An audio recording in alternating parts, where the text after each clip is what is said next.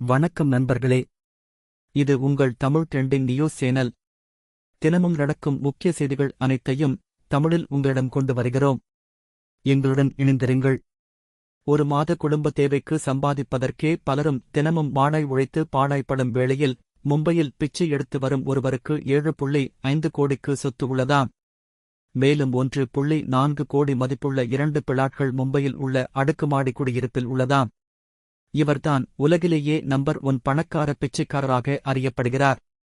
பணக்காரர்களையே பொறாமைப்பட வைக்கும் அளவுக்கு ஒரு பிச்சைக்காரர் மும்பையில் பிச்சை எடுத்து வருகிறார்.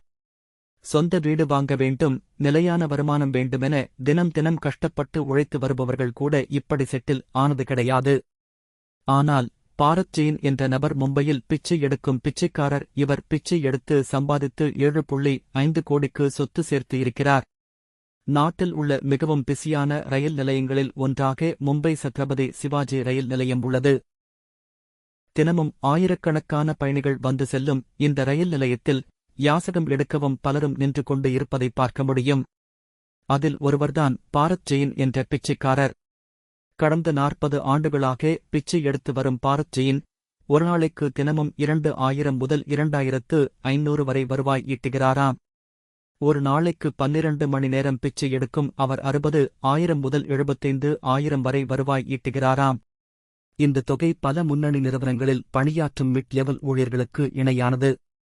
பிச்சை எடுப்பது மட்டும் இன்றி பாரத் ஜெயின் வேறு சில தொழில்களிலும் ஈடுபட்டுள்ளார். பாரத் ஜெயினுக்கு சொந்தமாக 2 கடைகளும் உள்ளன. இந்த கடைகள் மூலம் அவருக்கு மாதம் ரூபாய் 30,000 வருமானம் கிடைக்கிறது. மும்பையில் உள்ள பிரபலமான கான்வென்ட் பள்ளியில் இவரது மகன்கள் படித்து வருகிறார்கள். ஜெயினுக்கு சொந்தமாக ஸ்டேஷனரி கடை ஒன்றும் உள்ளது. பொருளாதார ரீதியாக செட்டில் ஆகிவிட்டாலும் பாரத் ஜெயின் இன்னமும் கூட தொடர்ந்து பிச்சை எடுத்துதான் வருகிறாராம். இதுபோல செய்திகள் தெரிந்து கொள்ள தமிழ் ட்ரெண்டிங் நியூஸ் சேனலை சப்ஸ்கிரைப் செய்யவும்.